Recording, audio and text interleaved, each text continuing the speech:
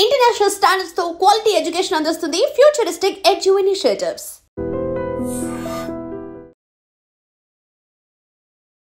దేశమంతా ఎదురు చూస్తోంది.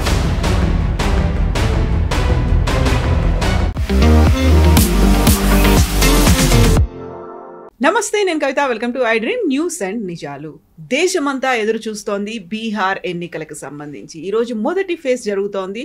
121 స్థానాలకి ఓటర్లు ఎవరిని ఎన్నుకోబోతున్నారు అనేది నవంబర్ 14న తేలబోతోంది. ఫస్ట్ ఫేజ్ ఓట్ల సరళి ఎలా ఉంది, ఓటింగ్ సరళి ఎలా ఉంది, ఓటర్ల మధ్యలో ఏముంది, యాక్చువల్గా ఇండియా కూటమి, ఆ తర్వాత మహాగఠబంధన్ ఇవన్నీ కలిసిన తర్వాత ఎన్డీఏ కూటమికే మెజారిటీ అవకాశాలు ఉన్నాయనేది సర్వేలు చెప్తున్నటువంటి నేపథ్యంలో ఫస్ట్ ఫేజ్ నుంచి మద్దమవుతోంది. మనతో పాటుగా ఉన్నారు సీనియర్ జర్నలిస్ట్ సురేష్ కొచ్చాతిల్ గారు. సార్ నమస్తే.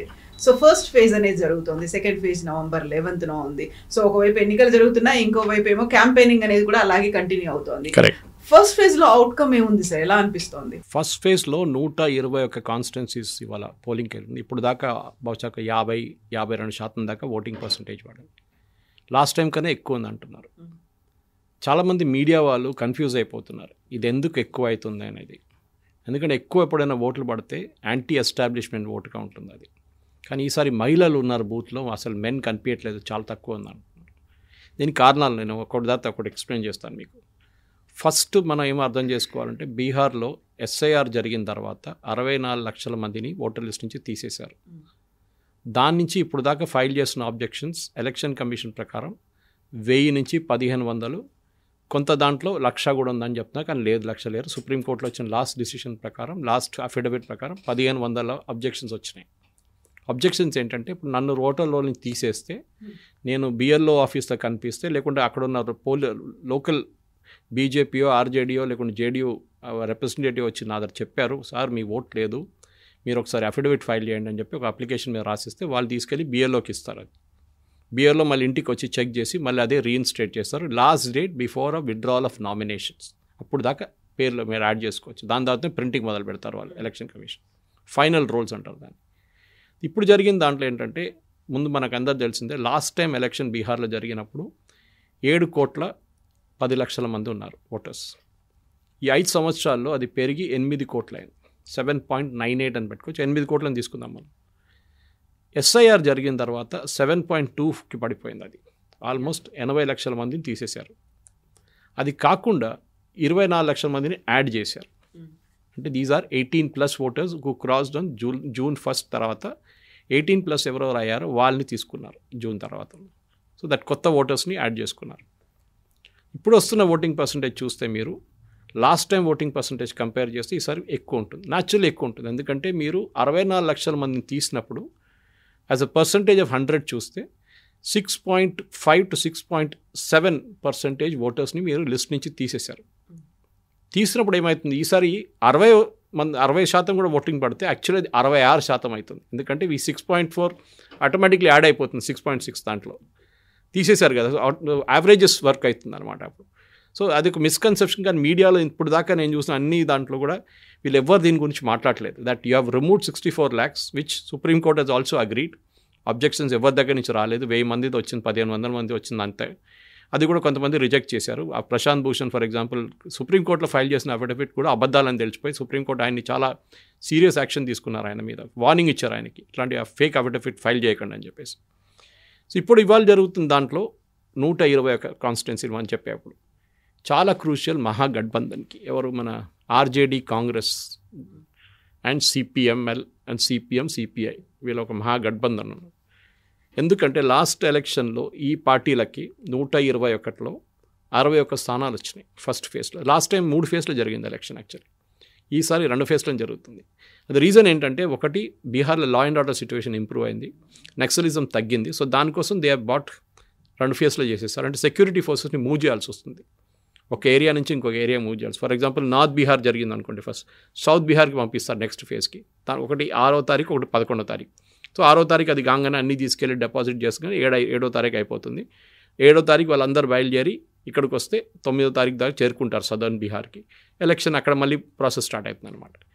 ఇప్పుడు జరిగే దాంట్లో మహాగఠబంధన్కి 61 కన్నా తక్కువ వస్తే వాళ్ళు ఈసారి గవర్నమెంట్ ఫామ్ చేయలేరు. ఎందుకంటే నెక్స్ట్ ఫేజ్ బీజేపీ స్ట్రాంగ్ హోల్డ్లో జరుగుతుంది.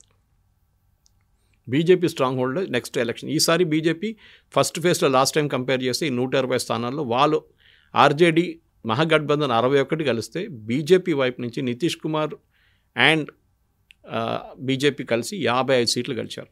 దాంతోపాటు చిన్న పార్టీలు హ్యామ్ అని చెప్పి మన ఈయన మాంజీ గారి పార్టీ ఒకటి ఉంది, అది కాకుండా వికాస్ ఇన్షాన్ పార్టీ అని ఇంకోటి ఉంది. వీళ్ళందరూ చిన్న చిన్న సీట్లు వచ్చినాయి, 2-3 సీట్లు అక్కడ కూడా వచ్చినాయి. Total 55 NDA, 61 Mahagathbandhan. ఇది ఫస్ట్ ఫేజ్లో. దీన్ని ఇప్పుడు నెక్స్ట్ ఫేజ్కి తీసుకెళ్లేటప్పుడు బీజేపీ స్ట్రాంగ్ హోల్డ్స్ నెక్స్ట్ ఫేజ్లో రాబోతుంది. ఇప్పుడు జరిగే పోల్లో ఇవాళ జరిగిన దాని ప్రకారం మహిళలు ఎక్కువ వస్తున్నారు, చాలామంది ఓట్ వేయడం. అక్కడ కూడా the major television channels have got it wrong. మహిళలు వస్తున్నారు, ఎందుకు వస్తున్నారని చూడండి. ఎలక్షన్ కమిషన్ డేటా ప్రకారం కూడా ఈవెన్ పొలిటికల్ పార్టీస్ అగ్రీ చేస్తున్నారంటే బీహార్ నుంచి 75 లక్షల మంది బీహార్ బయట పనిచేస్తున్నారు. దాంట్లో మెజారిటీ ఆర్ మెన్. మహిళలు కూడా ఉంటారు, కొంతమంది ఫ్యామిలీస్ కూడా తీసుకెళ్తారు. మహిళలు కూడా పనిచేస్తారు, వాళ్ళు కష్టపడి పనిచేస్తారు. బీహార్లోని మెచ్చుకోవాలి ఆ పాటలో. వాళ్ళు రియల్ ఏం చెప్తారు, hard working people. Even UP అక్కడి నుంచి కూడా మన వాళ్ళు కూడా ఇక్కడ చేయని పనులు కూడా వాళ్ళు చేస్తారు వచ్చి ఇక్కడ. అట్లాంటిది మీరు చూసుంటారు. ఇక్కడ ఏదైనా మీరు కన్స్ట్రక్షన్ సైడ్కి వెళ్తుంది బీహార్ వాళ్ళు ఉంటారు. మా దగ్గర కూడా కేరళలో కూడా అంతే. కేరళలో పెట్రోల్ బంకు, రెస్టారెంట్ అన్నీ నడిపించేది బీహార్, యూపీ, అస్సాం, ఒడిషా నుంచి వాళ్ళు. ఇక్కడ కూడా అంతే. సో అదే పరిస్థితుల్లో బీహార్ నుంచి ఎంతమంది తిరిగి వచ్చారు బీహార్కి ఎలక్షన్కి. 75 లక్షల మంది ఉన్నారు కదా, అంటే మీకు దాంట్లో లిస్ట్లో 7 కోట్ల 40 లక్షల మందిలో 75 లక్షల మంది బయట ఉన్నారు. ఆలోచించే ఎంత పెద్ద ఫిగర్ అది. అంటే 6.6 6.7 యాక్చువల్ ఓటింగ్ బేస్ ఉన్నారు మీకు ఇప్పుడు. 7 కోట్ల 40 కాదు ఇప్పుడు, అది తగ్గింది ఇప్పుడు. వాళ్ళు ఎంతమంది వచ్చారు బీహార్కి అని క్వశ్చన్ వచ్చింది. సో ఈసారి ఏం జరిగిందంటే ఎలక్షన్ కమిషన్ కూడా చాలా స్మార్ట్గా ఛత్ పూజ టైం తర్వాతనే ఎలక్షన్ పెట్టారు. వీళ్ళు యూజువలీ బీహార్, ఇప్పుడు మీరు ఎక్కడైనా కన్స్ట్రక్షన్ సైట్కి వెళ్ళండి హైదరాబాద్లో, డల్ ఉంటారు ఈ టైంలో. ఎందుకంటే వీళ్ళందరూ వెళ్ళిపోయి ఉంటారు ఛత్ పూజకి. ఈవెన్ లార్జ్ ఎక్స్టెంట్ యూపీ వైపు నుంచి కూడా చాలామంది ఛత్ పూజకి వెళ్ళిపోతారు. సో కన్స్ట్రక్షన్ అంతా నెక్స్ట్ 1 మంత్ ఆగిపోతుంది. మీరు ఒకసారి వెళ్తే నెల తర్వాత తిరిగి వస్తారు. కొంతమంది ఇప్పుడు బెంగాలీ వాళ్ళు ఉన్నారు, వాళ్ళు దుర్గా పూజకి వెళ్తే మళ్ళీ నెల తర్వాత వస్తారు. యూపీ సైడ్ నుంచి ఉన్న వాళ్ళు కొంతమంది దివాళీకి వెళ్ళి మళ్ళీ రిటర్న్ వచ్చాక లేట్ అవుతుంది వాళ్ళు. సో ఇట్లాంటి చాలా కేటగిరీస్ ఉన్నాయి. ఫర్ ఎగ్జాంపుల్ ముస్లిమ్స్ వాళ్ళు ఈద్ టైంలో వెళ్తారు, మళ్ళీ లేట్ వస్తారు మళ్ళీ తర్వాత. సో ఛత్ పూజకి వెళ్ళిన దాంట్లో ఇప్పుడు మన ఇవాళ టైమ్స్ ఆఫ్ ఇండియాలో వచ్చిన ఆర్టికల్ ప్రకారం చాలామంది హైదరాబాద్ నుంచి బీహార్కి ట్రై చేస్తున్నారు, కానీ వెళ్ళలేకపోతున్నారు. ట్రైన్ లేవు అంటున్నారు సెకండ్ ఫేజ్కి. కరెక్ట్, ఎందుకంటే అన్ని ట్రైన్స్ ఇక్కడ నుంచి లేవు బీహార్కి. ఛత్ పూజ టైంలో ఎక్స్ట్రా ట్రైన్స్ పెట్టారు. సో ఈ 75 లక్షల్లో అట్లీస్ట్ 40 లక్షలు తిరిగి వచ్చారనుకోండి, 30 లక్షలని పెట్టుకుందాం. వాళ్ళు ఓట్ చేసేది ఎవరికి ఓట్ చేస్తున్నారు అది చాలా ఇంపార్టెంట్ ఉంటుంది. ఎందుకంటే వాళ్ళు ఓట్ చేసేది డెవలప్మెంట్ చూసి ఓట్ చేస్తున్నారు. వాళ్ళు పనిచేస్తున్న చోట్లలో ఉన్న ప్రాబ్లం ఏంటి, వాళ్ళు పనిచేస్తున్న హైదరాబాద్లో మల్టీ స్టోరీడ్ అపార్ట్మెంట్ చూస్తున్నారు, వాళ్ళు అక్కడ పిల్లలు స్కూల్కి వెళ్తున్న చూస్తున్నారు, ఇంటర్నేషనల్ స్కూల్స్ చూస్తున్నారు, హోటళ్ళు చూస్తున్నారు, అన్నీ చూస్తున్నారు. మా బీహార్లో ఇది ఎందుకు లేదు అని అడుగుతున్నారు ప్రశ్న. అది చాలా ఇంపార్టెంట్ క్వశ్చన్. బీహార్లో డెవలప్మెంట్ ఎందుకు జరగలేదు? రాహుల్ గాంధీ ఏమంటున్నారు, నితీష్ కుమార్ ఉద్యోగం ఇవ్వలేదు, బీహార్ వాళ్ళు అందరు లేబర్ అయిపోయారు, బీహార్ వాళ్ళు వెళ్ళి దుబాయ్ కట్టారు అని చెప్తున్నారు. దుబాయ్ కట్టింది మలయాళం, అది సపరేట్. కానీ ఇప్పుడున్న కన్స్ట్రక్షన్ వర్కర్స్ అంతా బీహార్ నుంచే. నేను లేహ్కి వెళ్ళినప్పుడు ఒక 2024 ఎలక్షన్ టైంలో లేహ్కి వెళ్ళాను, లదాఖ్. ఆ టైంలో అక్కడ వెళ్ళినప్పుడు మా ఫ్లైట్లో ఒక 80% వేర్ లేబరర్స్. ఎందుకంటే అక్కడి నుంచి లేకుంటే మీరు ఢిల్లీ నుంచి లేహ్కి వెళ్ళాలంటే మీకు చాలా పెద్ద ప్రాసెస్ అది. మీకు ఆల్మోస్ట్ 2 days పడుతుంది అక్కడ చేరుకోవడానికి. సో వీళ్ళు కాంట్రాక్టర్స్ ఏం చేస్తున్నారు, వీళ్ళు ఫ్లైట్లోనే పంపించేస్తున్నారు వీళ్ళని. అందరూ most of them where from UP and Bihar. నేను అడిగాను కూడా, ఎందుకు వెళ్తున్నాడు సార్, ఇక్కడ ప్రాజెక్ట్ ఉంది, ఒక ఏదో టనల్ ప్రాజెక్ట్ నడుస్తుంది, అక్కడికి వెళ్తున్నాం మేము, అక్కడ 6 నెలలు ఉంటాం, మినిమం 6 నెలలు ఉంటామని చెప్పారు. వాళ్ళ కాంట్రాక్ట్ ఉందంట. So this is important. Bihar hard working people అనేది కరెక్ట్, కానీ ఎందుకు బీహార్లో డెవలప్మెంట్ జరగట్లేదు అది ఇంకొక ఇష్యూ. ఎందుకు జరగట్లేదు అంటే ఇది ప్రాబ్లం. అంటే అక్కడ ఇండస్ట్రీ అనేది లేదు, ఒక్క ఇండస్ట్రీ కూడా లేదు. మీరు చూడండి మేజర్ ఇండస్ట్రీ, ఎందుకంటే బీహార్ లాంటి చోట్ల చాలా మటుకు ఆపర్చునిటీస్ ఉన్నాయి అక్కడ. ఎస్పెషలీ వాళ్ళ మినరల్స్, చాలా మినరల్ రిచ్ ప్లేస్ అది. ఛత్తీస్గఢ్ కానీ, జార్ఖండ్ కానీ, బీహార్ కానీ చాలా మినరల్ రిచ్ స్టేట్, కానీ డెవలప్మెంట్ అస్సలు జరగలేదు. మోదీ గారు పదే పదే జంగల్ రాజ్ అని చెప్తున్నారు, మీకు గుర్తుంటుంది. ఇది జంగల్ రాజ్. అక్కడ ఒక ఇంజనీర్ కానీ, ఒక డాక్టర్ ఉంటే, లేకుంటే మీరు ఏదైనా ఫైనాన్షియలీ బిజినెస్గా ఉంటే మిమ్మల్ని 100% కిడ్నాప్ చేస్తారు. కిడ్నాప్ చేసి 25 లక్షలు 50 లక్షలు వేసుకుంటారు వాళ్ళు. So that is a problem. So ఈ ప్రాసెస్లో దెబ్బతింటారు వీళ్ళు మొత్తం ఇండస్ట్రీ. ఎవరు రారు అక్కడికి. Nobody will come to Bihar to invest. ఎందుకంటే ఇప్పుడు మీరు అనుకోండి, రేపు ఒక ఫ్యాక్టరీ పెట్టారు, మీ అమ్మాయిని ఎక్కడ పంపిస్తారా మీరు పని చేయడానికి, లేకుంటే మీ అబ్బాయిని ఎక్కడ పంపిస్తారా పని? లేదు. వద్దురా బాబు, ఎందుకు బీహార్ అంటారు మీరు? సెక్యూరిటీ ఇష్యూ, వాళ్ళు కిడ్నాప్ చేస్తారు, ఎక్కడ తీసుకెళ్తారో మీకు తెలియదు. ఇదే పరిస్థితి యూపీలో ఉండే. బాహుబలీలు అక్కడ కూడా ఉన్నారు. ఇక్కడ బాహుబలీస్ అంటారు వీళ్ళందరినీ. అంటే మొత్తం గ్యాంగే నడుస్తుంది, గ్యాంగ్ నడుస్తుంది అక్కడ. సాయంత్రం 6 దాకా మీరు బయట రోడ్డు మీద రాలేరు యూపీలో. ఫస్ట్ నాకు గుర్తున్నప్పుడు నోయిడాకి వెళ్ళినప్పుడు మా గెస్ట్ హౌస్ వాచ్మెన్ నాకు చెప్పారు ఒకసారి, సార్ బయటకు వెళ్ళకండి 7 తర్వాత అని చెప్పి. ఏం జరుగుతుందో తెలియదు అని. సో అట్లాంటి పరిస్థితి నుంచి యోగి ఆదిత్యనాథ్ చాలా మటుకు క్లియరప్ చేసేసారు. కంప్లీట్ గ్యాంగ్స్ని చంపేశారు, ఫినిష్ చేసేసారు గ్యాంగ్ మెంబర్స్ని. ఇప్పుడు జరుగుతున్న దాంట్లో ఇప్పుడు బీహార్లో కూడా అదే జరగాలి. సరే, నేను ఎక్స్ట్రా జ్యుడిషియల్ కిల్లింగ్స్ ఏం చెప్పట్లేదు, కానీ there should be some action that should happen. అది చాలా ఇంపార్టెంట్ అన్నమాట. సో ఆ జరగాల్సింది ఏంటంటే బేసిక్లీ బీహార్ని మొత్తం లా అండ్ ఆర్డర్ మార్చేసేయాలి. బీహార్లో చాలా స్ట్రిక్ట్. ఇప్పుడు కూడా బాహుబలి చాలామంది ఉన్నారు. ఇప్పుడు ఒక మర్డర్ జరిగింది మొన్ననే ఎలక్షన్లో. అమిత్ షా గారు ఇన్స్ట్రక్షన్స్ ఇచ్చిన తర్వాతనే అరెస్ట్ జరిగింది. బీహార్ గవర్నమెంట్ అరెస్ట్ చేయలేదు. ఆలోచించండి, Amit Shah had to give instructions. Union home minister, అక్కడ ఉన్న డిప్యూటీ చీఫ్ మినిస్టర్ బీజేపీ, ఆయన ఫోన్ చేసి లల్లన్ సింగ్ ఆయన పేరేదో ఉంది, ఆయన అరెస్ట్ చేయమన్నారు. అప్పుడు అరెస్ట్ చేశారు. అప్పుడు దాకా అరెస్ట్ చేయలేదు వాళ్ళు. సో అంత పవర్ఫుల్ మాఫియా అక్కడ ఆపరేట్ చేస్తుంది. ఇది లాలూ టైం నుంచి స్టార్ట్ అయింది, మనకు అందరూ తెలిసింది. అప్పుడు లాలూ టైంలోనే ఇది జంగిల్ రాజ్ అని ఒక ఆ పేరు కూడా అప్పుడే వచ్చింది, నేమ్. ఆ పరిస్థితి నుంచి ఇప్పుడు తీసుకురావాలంటే బీహార్లో డెవలప్మెంట్ జరగాల్సింది. సో బహుశా ఈ ఎలక్షన్ తర్వాత మోదీ గారు కూడా చాలా మట్టుకు దాని మీద ఎఫర్ట్స్ పెడతారనుకుంటాను. ఎందుకంటే డెవలప్మెంట్ బీహార్లో జరగాలంటే లా అండ్ ఆర్డర్ ఫస్ట్ తీసుకొస్తే ఆటోమేటిక్ మీకు బిజినెస్ వస్తుంది, డెవలప్మెంట్ పెడుతుంది, ఇండస్ట్రీస్ వస్తారు అక్కడికి. కానీ దానికి ఒక స్టేబుల్ గవర్నమెంట్ కావాల్సి వస్తుంది. అందరు అంటారు నితీష్ కుమార్ ఉల్టా పుల్టా అంటారు. కాదు, ఆయన అక్కడికి వెళ్ళారు, ఇక్కడికి వచ్చారు, చాలా వెళ్ళారు, అట్లా ఇక్కడికి పార్టీలు మార్చుకున్నారు, అలయన్స్ మార్చుకున్నారు. కానీ ఇప్పుడు అది జరగట్లేదు. ఒక భయం ఉంది. చిరాగ్ పాస్వాన్, రామ్ విలాస్ పాస్వాన్ కొడుకు మనందరూ తెలుసు. బహుశా బీహార్లో బీజేపీకి లీడర్స్ లేరు ఎక్కువ మంది. Sushil Kumar Modi was the last leader, ఆయన ఇప్పుడు లేరు, చనిపోయారు. కానీ ఒక యూత్ లీడర్గా ఉండడానికి ఒక కాన్సెప్ట్గా తీసుకొస్తే I think Chirag Paswan is a great asset. Last time Chirag Paswan వాళ్ళ పార్టీ సపరేట్గా పోటీ చేస్తారు, రామ్ విలాస్ పాస్వాన్ పార్టీ 28 సీట్లలో they created an impact where JDU ఓడిపోయారు క్యాండిడేట్స్. చిరాగ్ పాస్వాన్ వాళ్ళ పార్టీ తీసుకొచ్చిన ఓటు జేడీయూకి యాడ్ చేసుకుంటే 2 సీట్లు బీజేపీ కూడా ఓడిపోయారు, వాళ్ళు గెలుస్తుండే. సో వాళ్ళకి వచ్చిన సీట్ల కన్నా ఎక్కువ ఒక 20 సీట్లు వస్తుండే, 20 నుంచి 25 సీట్లు మినిమం వస్తుండే వాళ్ళకి. దానికోసం ఈసారి అమిత్ షా గారు made sure that Chirag Paswan ఒకవైపు నుంచి అలయన్స్ నుంచే పోటీ చేస్తారు, వ్యతిరేకంగా పోటీ చేయరని చెప్పేసి. ఆయనకు he has got a name, చాలా క్లియర్గా చెప్పారు, మొన్న ప్రెస్ కాన్ఫరెన్స్లో కూడా చెప్పారు, నేను నెక్స్ట్ 5 years బీహార్లోనే ఉంటాను, బీహార్ కోసం పనిచేస్తాను. Of course is a union minister. కానీ అంటే ఆయన ఏం చాలా క్లియర్ ఏంటంటే ఇప్పుడు బీహార్లో ఉన్న వ్యాక్యూమ్, నితీష్ కుమార్ వెళ్ళిన తర్వాత ఎవరు లేరని చెప్పినప్పుడు I will be the party. అప్పుడు చాలామంది అడగవచ్చు నితీష్ కుమార్తో ఏం చేస్తారు. నేను ఎప్పుడు ఎగ్జాంపుల్ ఇస్తాను, కొన్ని ఛానల్స్లో కూడా చెప్పాను ఈ మాట, ఇంగ్లీష్ ఛానల్స్లో చెప్పాను నేను ఇది. నితీష్ కుమార్ని కర్ణాటకలో జేడీఎస్తో ఎట్లా ఆడారో బీజేపీ గేమ్, షిండేతో మహారాష్ట్రలో ఎట్లా ఆడారో గేమ్, అదే గేమ్ బీజేపీ నితీష్ కుమార్తో ఆడతారు. ఇప్పుడు కాకుంటే ఒక 3-4 సంవత్సరాల తర్వాత. జేడీఎస్ ఒక టైంలో కర్ణాటకలో నంబర్ 2 పార్టీ ఉండే, కాంగ్రెస్, జేడీఎస్, బీజేపీ అక్కడ 3rd పార్టీ. ఏమైంది, స్లోలీ 15 years లోపల యదియూరప్ప గారు వచ్చిన తర్వాత దాని తర్వాత పార్టీ స్ట్రెంగ్తన్ చేసుకుంటూ వచ్చి బీజేపీ ఇప్పుడు జేడీఎస్ని మాండ్యా పార్టీ నుంచి తీసి నాన్ మాండ్యా పార్టీ కూడా చేసేసారు. మాండ్యా ఏరియాలో స్ట్రాంగ్ ఉండేవాళ్ళు. ఇప్పుడు చూడండి పరిస్థితి, కుమారస్వామిని తీసుకెళ్ళి యూనియన్ మినిస్టర్లో పెట్టేశారు, దేవగౌడకి ఒక ఎంపీ పోస్ట్ ఇచ్చేశారు, అయిపోయింది కథ. ఇప్పుడు ఇద్దరు అసలు మాట్లాడలేదు. అక్కడ జేడీఎస్ అనే పార్టీ ఉందా లేదా అని కూడా డౌట్ వస్తుంది మనకి. బహుశా నెక్స్ట్ ఎలక్షన్ వచ్చినప్పుడు మళ్ళీ కొంచెం లేచి మాకు సీట్లు కావాలంటారు. అప్పుడు కర్ణాటక తర్వాత మహారాష్ట్రలో కూడా అదే గేమ్ ఆడారు బీజేపీ. షిండేని ఫస్ట్ టైం స్ప్లిట్ చేసి బయటకు వచ్చిన తర్వాత శివసేన నుంచి షిండేని ముఖ్యమంత్రి చేశారు.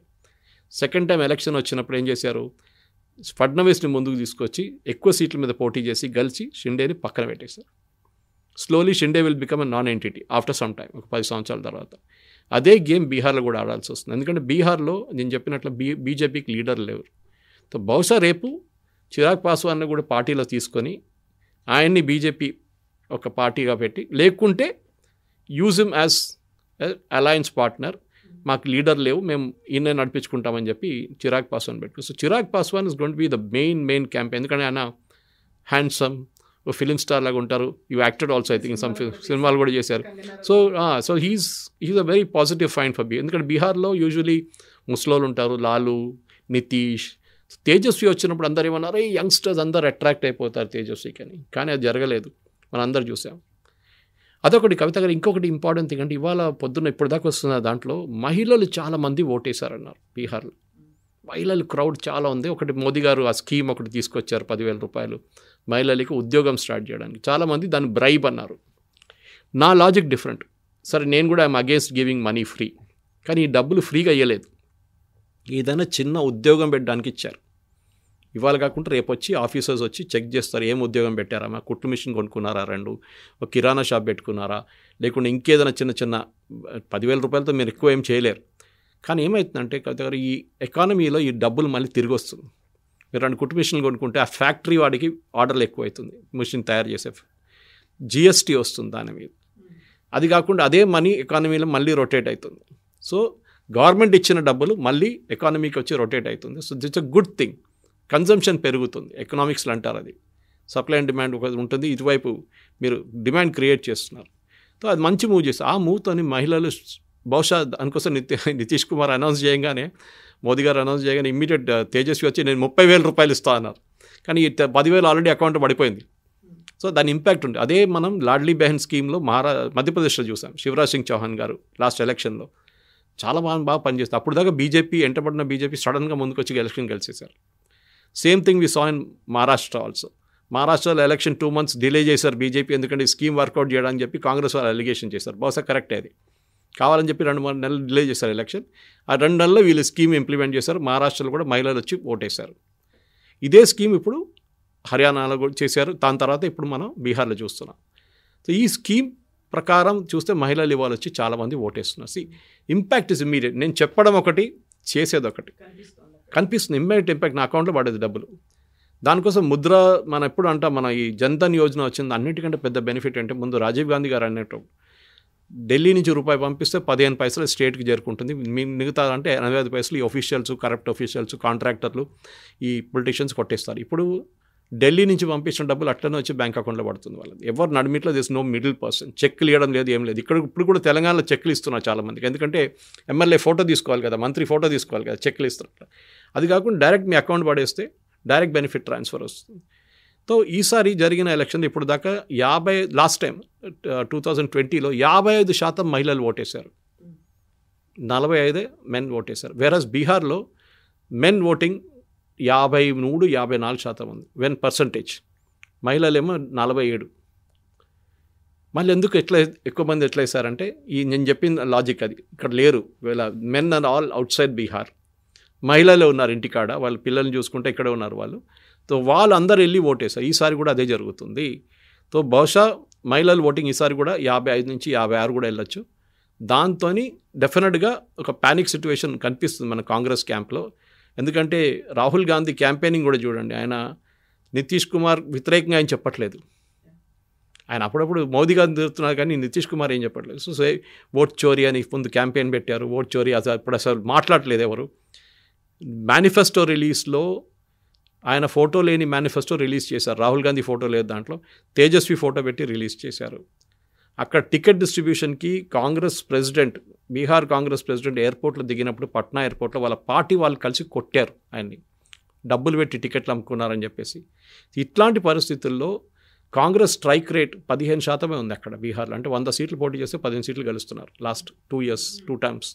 అది చూస్తే ఈసారి కూడా వాళ్ళకి దానికోసం తక్కువ సీట్లు ఇచ్చారు. ఈసారి కూడా అడిగారు ఎక్కువ, మాకు 55 కావాలి, 60 కావాలంటే తేజస్వి వాజ్ వెరీ క్లియర్, లేదు మా స్ట్రైక్ రేట్ మీకన్నా బాగుంటుంది, మేము కాంటెస్ట్ చేస్తాం.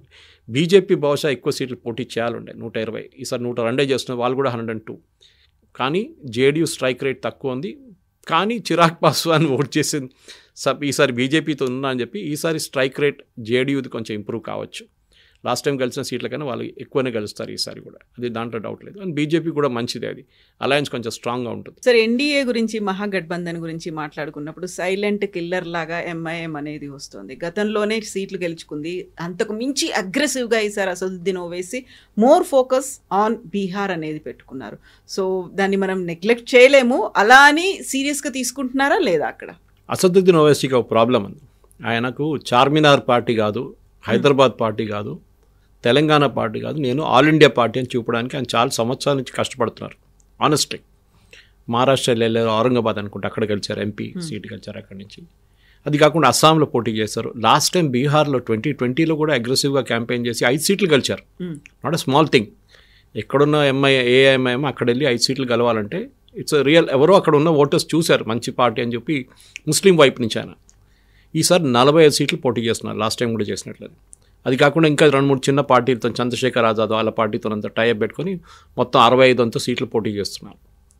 మెయిన్గా అసదుద్దీన్ ఓవైసీ కాన్సన్ట్రేట్ చేసేది ముస్లిం కాన్స్టిట్యున్సీస్. కిషన్గంజ్ లాగా ఒక లోక్సభ సెగ్మెంట్లో 6 సెగ్మెంట్లు ముస్లిం మెజారిటీ. అక్కడ మొత్తం బీహార్లో ఒక 45 నుంచి 51 సీట్లు ముస్లిం ఇన్ఫ్లుయెన్స్ ఉంది. కొన్ని సీట్లు అయితే టోటల్ డామినేషన్. కిషన్గంజ్ చెప్పండి, అన్ని వెస్ట్ బెంగాల్ వైపు ఉన్న సీట్లు. ఇదందరూ వెస్ట్ బెంగాల్ నుంచి వచ్చిన ముస్లిమ్స్, వీళ్ళందరూ సెటిల్ అయిపోయారు బీహార్లో వచ్చి. ఆ సీట్లోనే ఆయన కాన్సన్ట్రేట్ చేస్తున్నారు. నేను మొన్న ఆయన ఒక స్పీచ్ నా ఫేస్బుక్లో వేసాను, ఒకటి పోస్ట్ చేశాను. క్లారిటీ ఎంత బాగుండేదంటే, ఆయన అటాక్ చేసేది మోదీ గారిని కాదు. మోదీ గారిని అక్కడెక్కడ చెప్పారు 15 లక్షలు అది ఇదని చెప్పారు, కానీ తేజస్వి మీద అటాక్ చేస్తున్నారు. తేజస్వి ఏం చేశారు ముస్లిమ్స్కి? అక్కడ వాళ్ళ పార్టీ పరిపాలిస్తున్న టైంలోనే మ్యాక్సిమం కమ్యూనల్ రైట్స్ జరిగింది, అక్కడ ముస్లిం మీద అత్యాచారాలు జరిగినాయి ఆర్జేడీ టైంలోనే అని చెప్పి డైరెక్ట్ అటాక్ వాళ్ళ మీద చేస్తున్నారు. ఎందుకంటే ఆర్జేడీ పార్టీకి ఎంవై కాంబినేషన్ అంటారు, అక్కడ ముస్లిం యాదవ్ కాంబినేషన్. నితీష్ కుమార్ ఏమో ఓబీసీ, బీజేపీ వైపు forward caste and OBC. Manjhi గారు పార్టీ ఏమో ఎక్స్ట్రీమ్లీ బ్యాక్వర్డ్ క్లాస్. పాస్వాన్దేమో వాళ్ళ పాస్వాన్ కేటగిరీ అండ్ ప్లస్ అక్కడ ఒక ఓబీసీ కేటగిరీ వాళ్ళది. సో బీహార్లో మన ఆంధ్ర వైపు లాగానే చాలా క్యాస్ట్ డివిజన్స్ చాలా చాలా ప్రామినెంట్.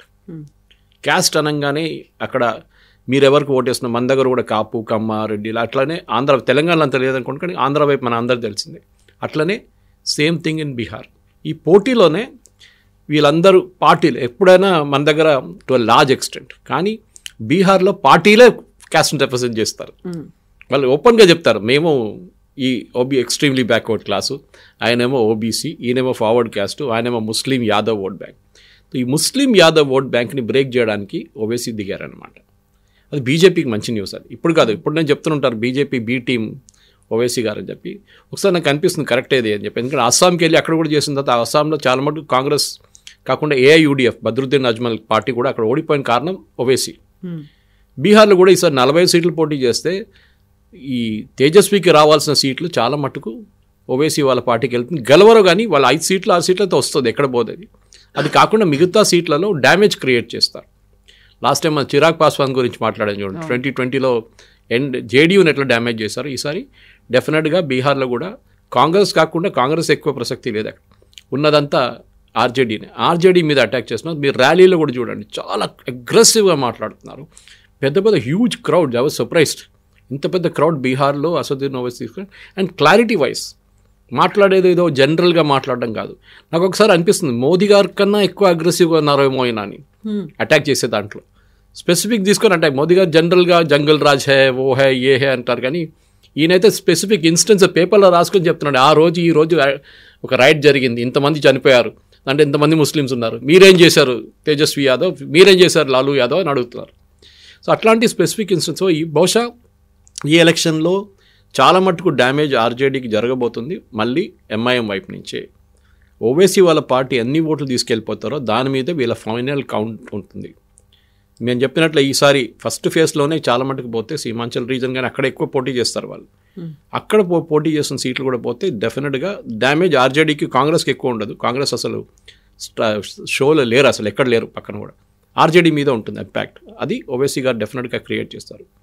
కానీ ఓవరాల్ ఎస్, ఇంట్రెస్టింగ్ ఫేజ్. ఎందుకంటే ఒక 65% ఓటింగ్ పడింది అనుకోండి. యూజువల్లీ ఎప్పుడు అంటారు, ఓటింగ్ ఎక్కువ ఉంటే యాంటీ ఇన్కంబెన్సీ అంటారు దాన్ని, అంటే ఉన్న పార్టీకి వ్యతిరేక. కానీ ఇప్పుడు కూడా ఇవాళ కూడా టైమ్స్లో చూసాను ఆర్టికల్ ఒకటి, నితీష్ కుమార్కి యాంటీ ఇన్కంబెన్సీ అనేది లేదు. బహుశా మన జ్యోతిబాసు గారు రూల్ చేసినట్లనే ఎన్నో, I think is almost 14-15 years అవుతుంది నితీష్ కుమార్ గారు. నడిమిట్లో ఒక చిన్న బ్రేక్ ఉండే ఆయనకి, జీతారాం మాంజీ గారిని తీసుకొచ్చినప్పుడు. కానీ కంటిన్యూస్ రూలింగ్. మాణిక్ సర్కార్ త్రిపురలో ఉన్నట్లనే మన నవీన్ పట్నాయక్ ఒరిస్సాలో లాంగెస్ట్ సర్వింగ్ చీఫ్ మినిస్టర్గా బహుశా ఆయన టైటిల్ రావచ్చు కొన్ని సంవత్సరాల తర్వాత. కానీ ఆయన ఒక నాన్ కాంట్రవర్షియల్ క్యారెక్టర్. మీరు ఇప్పుడు కూడా ఆయన వ్యతిరేకంగా ఒక కరప్షన్ అలిగేషన్స్ చూడరు. ఇప్పుడు నితీష్ కుమార్ ఇన్ఎఫిషియెంట్ ఉండొచ్చు కానీ నాట్ కరప్ట్, అదే అన్నమాట. సో ఈసారి డెఫినెట్గా I think as per opinion polls 140 దాకా వెళ్తుందని చెప్తున్నారు BJP NDA combine. Amit Shah గారు ఏమో 160 అంటున్నారు. ఆయన చెప్పినప్పుడు మనం ఈజీగా తీసుకోకూడదు, లైట్ తీసుకోకూడదు. ఎందుకంటే అమిత్ షా గారి దగ్గర ఉన్న ఇంటెలిజెన్స్, ఆయన దగ్గర ఉన్న ప్రీపోల్ సర్వేస్ అన్నీ చాలా క్లియర్గా ఇండికేట్ చేస్తాయి. 160 రాకుంటే కానీ 140 వస్తుంది. అది నా అంచనా ప్రకారం కూడా అదే ఫిగర్ రావచ్చు డెఫినెట్గా బీహార్ ఎలక్షన్. మ్యాజిక్ ఫిగర్ ఎలాగో క్రాస్ అయిపోతుంది కాబట్టి that's all. So we'll have to wait till November 14th Jawaharlal Nehru's birthday. ఆ రోజు ఏం జరుగుతుందో మనం చూద్దాం. Yes sir, thank you so much sir. Thank you. And for more videos, Please subscribe to iDream. Please subscribe to iDream. Please subscribe iDream. And please subscribe to iDream. For more videos, subscribe to iDream. please like, share and subscribe to the channel. Congratulations, iDream. Subscribe to iDream. Subscribe to iDream. So subscribe to iDream Media. iDream team andarki huge congratulations. Please subscribe iDream Media. Please subscribe to iDream. Subscribe iDream. Please subscribe to iDream. iDream అంటే నా కళల ఛానల్ను subscribe చేసుకున్న నోరు తిరుగుతలేదు, మీరైతే గంట గుర్తు కొట్టండి. For more such videos, please subscribe to iDream. Subscribe to iDream. Please subscribe to iDream. Please subscribe iDream Media. Please do subscribe to iDream. Please subscribe to iDream Media. For best entertainment and information, please subscribe iDream. And don't forget to subscribe to iDream.